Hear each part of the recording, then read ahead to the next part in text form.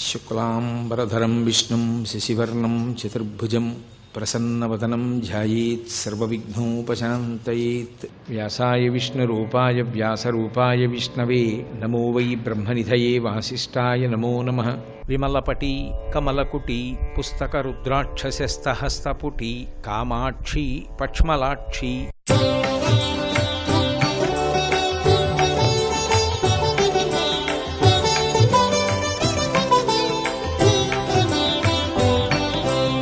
విష్ణు సహస్రనామ స్తోత్రం పీఠికలో క్షీరోధన్వత్ ప్రదేశే శుచిమణి విలసత్సైకతే మౌక్తికానాం మాలా క్లుప్తా సమస్త స్ఫటికమణి నిభైర్మౌక్తికైర్మండితాంగః శుభ్రైరభ్రైరదభ్రైః అని చెప్తూ భూహు పాదౌ అంటున్నావా అంటలేదా?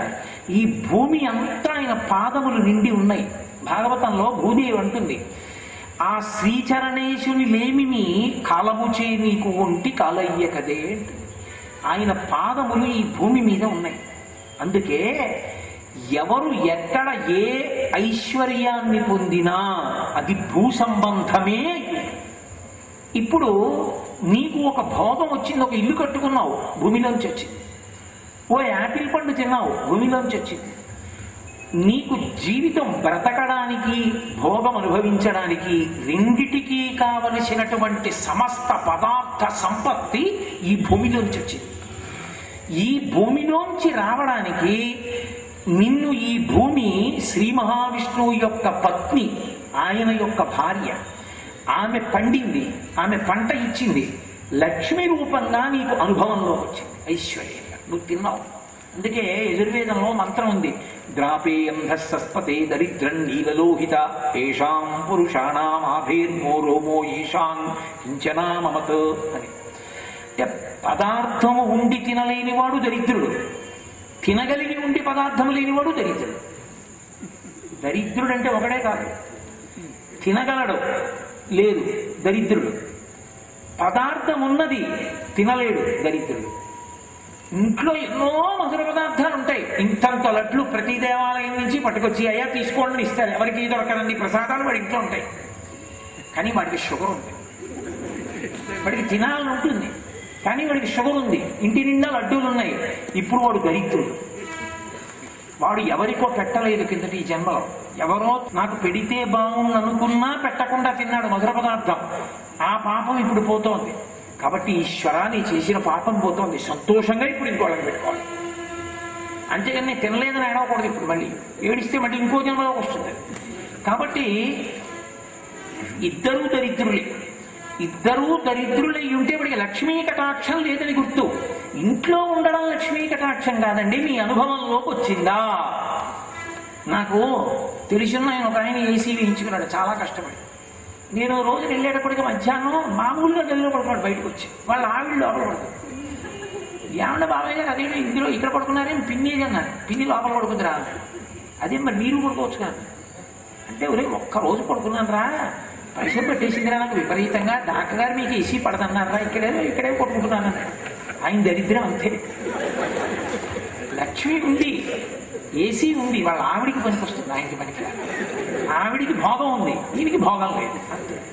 ఒక్కొక్కడికి ఒక్కొక్క జన్మ. కాబట్టి ఉండడం కాదు, ఉన్నది అనుభవంలోకి రాదు. ఉండడానికి అనుభవానికి మధ్యలో అలక్ష్మి తొలగిపోయేటట్టుగా చెయ్యమని అభిషేకం చేస్తారు మంత్రం చెప్పినప్పుడు. తండ్రి కొడుకు ఆకలితో నించున్నారనుకోండి, తను తినడు తండ్రి, పిల్లాడు ముందు వాడికి ఉన్నది పెడతామండి అని చెప్పి ఇంత ప్రసాదం పులిహార ఉందని ఆ పిల్లాడికి పెట్టారనుకోండి, ఆయన రెండు చేతులు ఎత్తి నమస్కారం పెడతాడు. తనని నమ్ముకున్న భక్తుల్ని ఆదరించిన వాడిని చూసి పరమేశ్వరుడు ప్రీతి పొందుతాడు. నాకు ఉసిరికాయ వేసింది చాలదా అన్నారు శంకరాచార్యులు వారు. నీ వంటి మహాపురుషుడికి వేసింది ఉసిరికాయ, కురిపించేస్తున్నాడని కురిపించేసింది కనకధార. అందుకని ఆ స్తోత్రం ఆయన పెట్టిన పేరు ద్రవిణాంబుధార.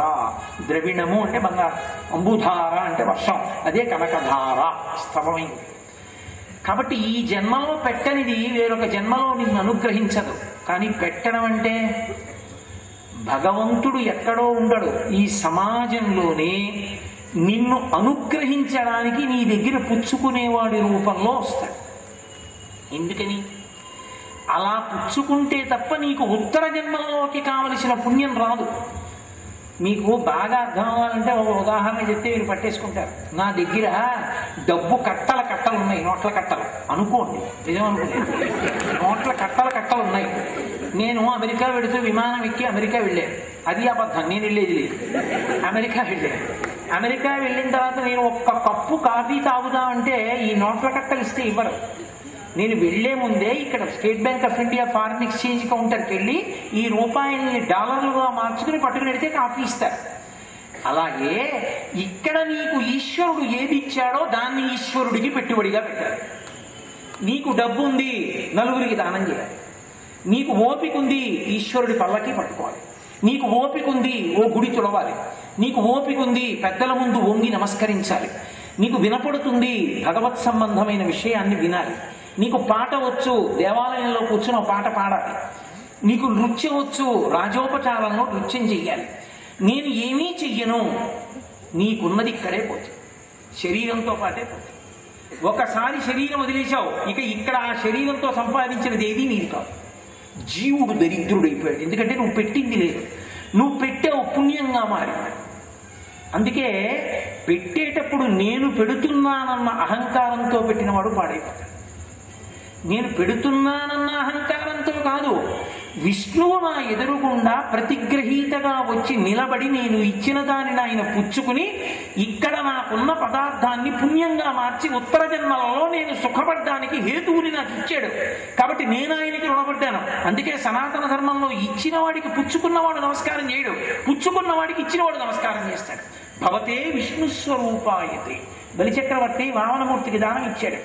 దానమిచ్చి విప్రాయ ప్రకట వ్రతాయ భవతే విష్ణుస్వరూపాయతే తత్ప్రామాణ్య విదే త్రిపాదస్య ధరణిం దాస్యామి ఎంచున్ క్రియాక్షిప్రుండై ధనుజేశ్వరుండు వడుగుం చేసాచి పూజించి బ్రహ్మప్రీతమ్మని ధారబోచి భవనం ఆశ్చర్యమం పొందగా.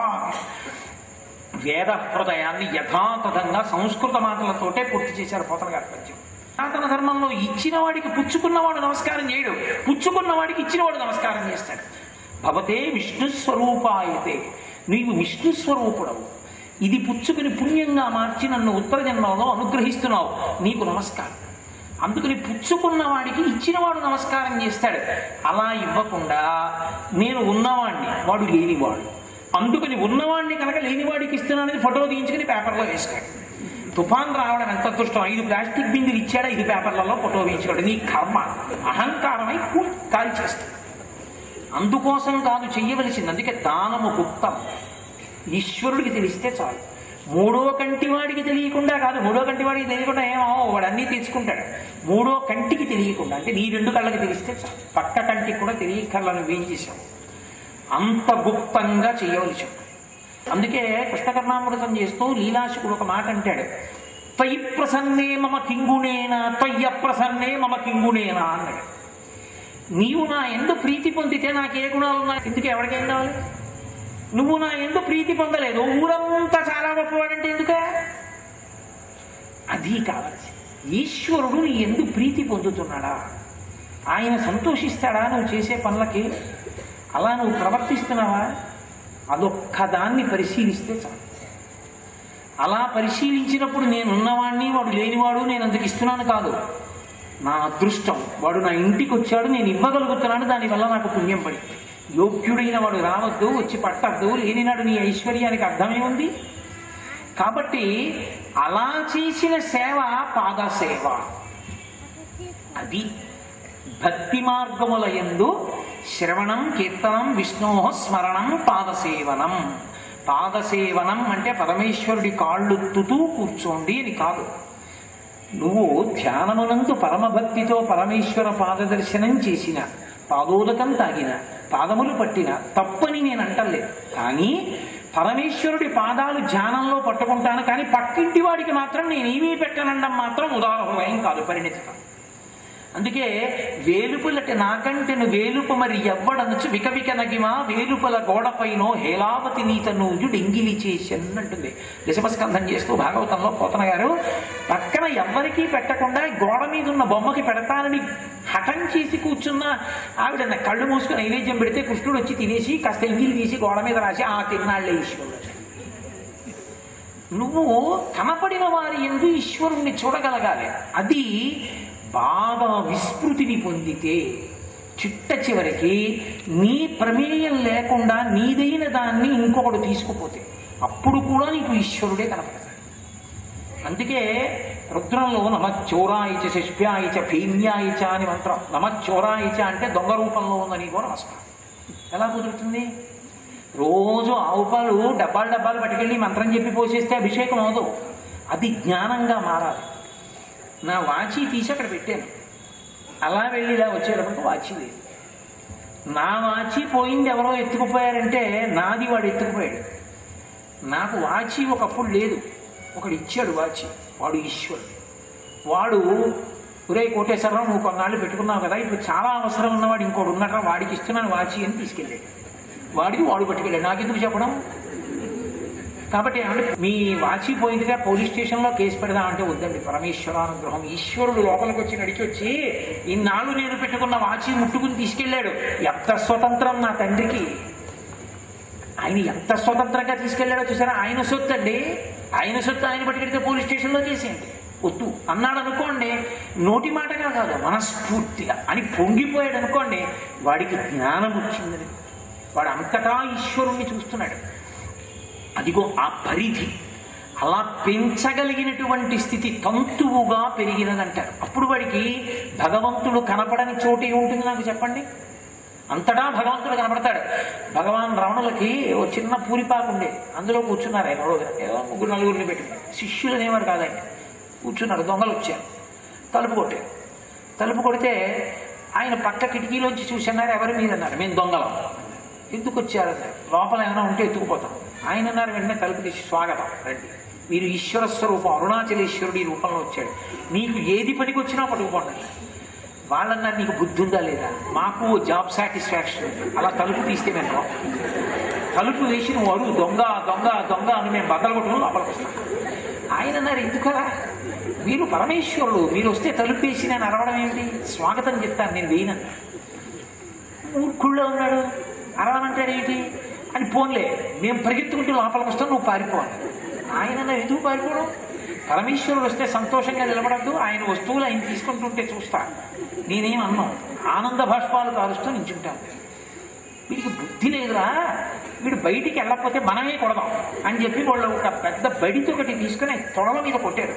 కొడితే ఇంతంత తట్లు తేరిన తర్వాత వాళ్ళు అన్నారు, మేము తీసుకోబుద్ధి ఇట్లేదు మాకు, నువ్వు వెళ్ళిపోయావు అవి ఇక్కడి నుంచి కొట్టిన వెళ్ళవే అన్నారు. మీకు నేను వెళ్ళిపోతే తీసుకోవడం సంతోషం అయితే వెళ్ళి అక్కడ కూర్చుంటారు, మీరు బయటికి వెళ్ళిపోయాక లోపలికి వస్తాను వెళ్ళిపోయి కూర్చున్నారు.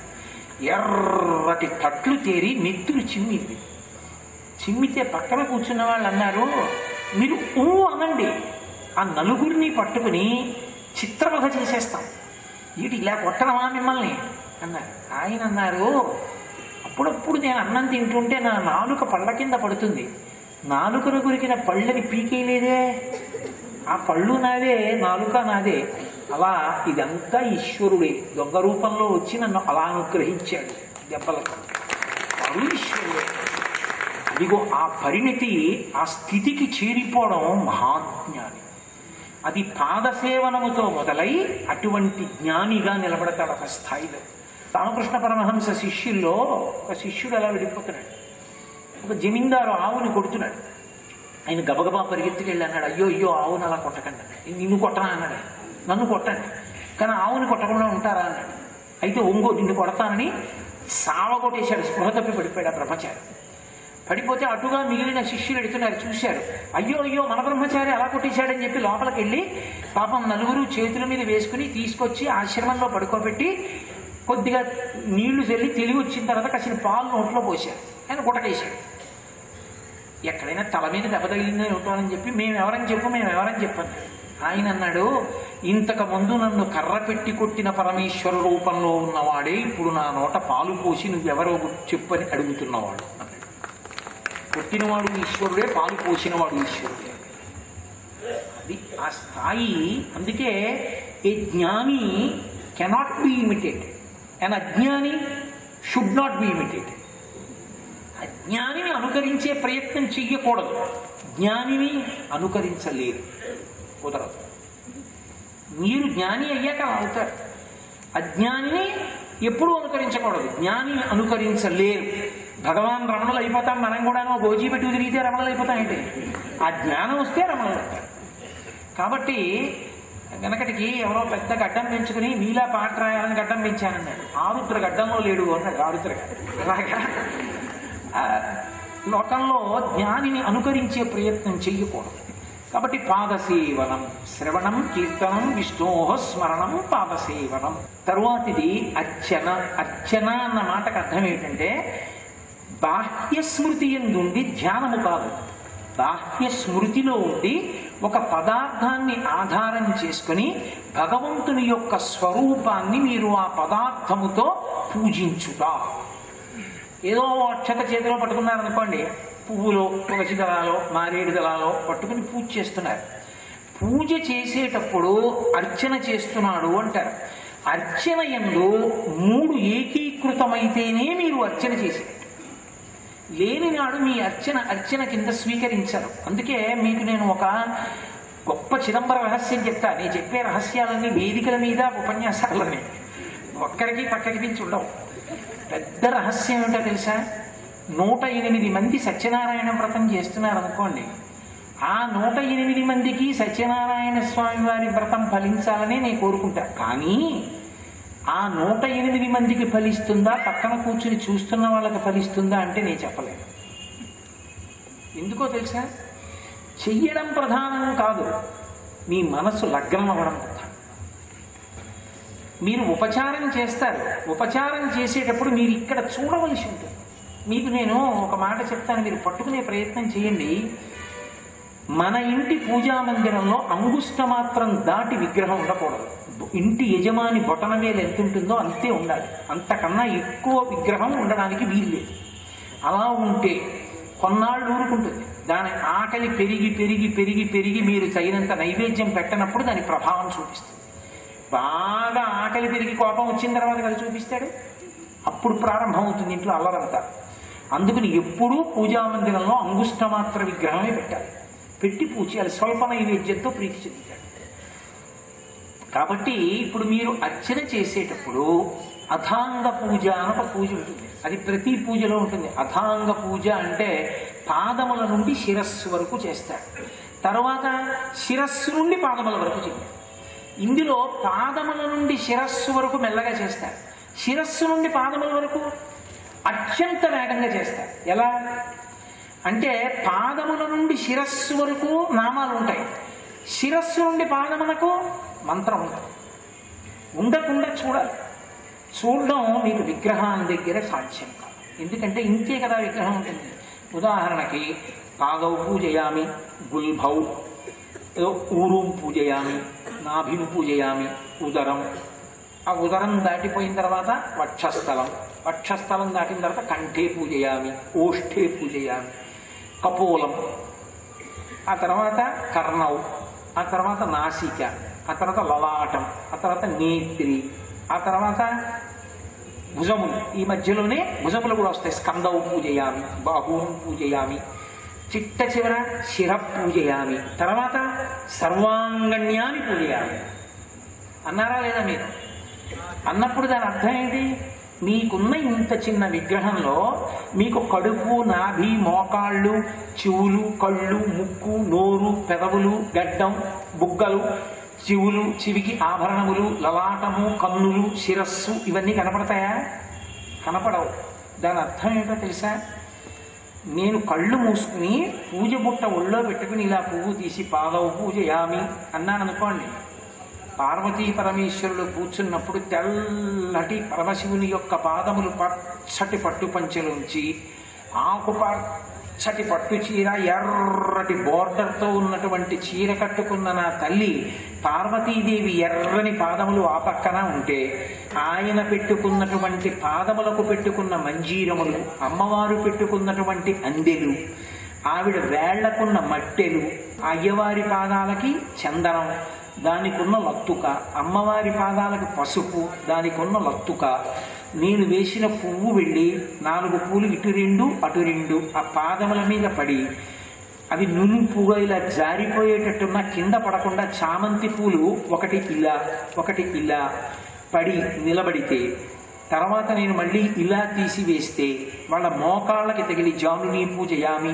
గుల్భౌ పూజయామి, ఈ పిక్కలకి తగిలి కిందపడి, మోకాళ్ళకి తగిలి కిందపడి, తొడలకి తగిలి కిందపడి, వాళ్ళ యొక్క వడ్డాణం పెట్టుకున్న నాభి దగ్గర తగిలి కిందపడి, కడుపు మీద తగిలి కిందపడి, వాళ్ళ గుండెలకి తగిలి కిందపడి, వాళ్ళ భుజములకు తగిలి కిందపడి, వాళ్ళ చేతులకి తగిలి, అమ్మవారి చేతులకు గాజులు ఉంగరాలు, అయ్యవారి చేతులకు వేసుకున్న కంకణాలు ఉంగరాలు, ఆ చేతుల మీద పూలు పడి, అమ్మవారి హారాలతో ఉన్న వక్షస్థలం మీద పడి, ఆవిడ మంగళసూత్రాలు కనపడితే నేను మోకాళ్ళ మీద లేచి కళ్ళకద్దుకుని పరమశివుడి మెళ్ళలో బంగారంతో కట్టబడిన రుద్రాక్షలు స్ఫటికమాల చూసి అది తీసి తల మీద పెట్టుకుని మళ్ళీ కూర్చుని నేను ఇలా వేస్తే గళే రేఖాస్త్రిస్రో గతిగమక గీతైక నిపుణే అంటారు శంకరాచార్యుల వారు. 3 గీతలతో ఉంటుంది అమ్మవారి కంఠం. ఆ చందన వలగిన కంఠం మీదకి ఇటు తెల్లగా ఉండి నల్లని మచ్చతో గరళకంఠుడు శ్రీకంఠుడు పరమశివుడి కంఠం మీదకి, ఇద్దరి గడ్డాల మీద, ఇద్దరి బుగ్గల మీద, ఇద్దరి ముక్కు మీద, కళ్ళ మీద వేసేటప్పుడు ఇలా వేశామనుకోండి కంట్లో తగులుతాయి. లేచి నిలబడి కంటి మీద జాగ్రత్తగా ఇలా వదిలేస్తే ఇలా ముందు నుంచి పడిపోతాయి.